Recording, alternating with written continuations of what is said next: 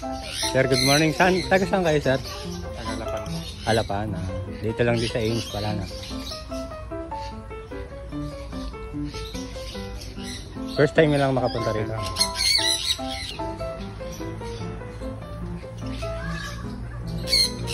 Sir, bukas kayo next week. Oo, okay. Basta umaga lang. May entrance po. Wala na. Wala kayo.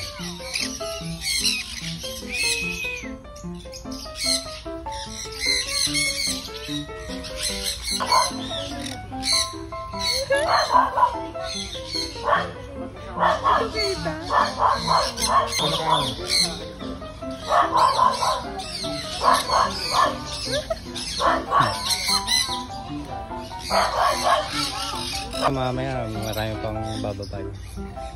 Nagpapagutom lang yan. Awat ba? Oo, nakain niya. Sobra-sobra. Hindi nyo kanina dumapo.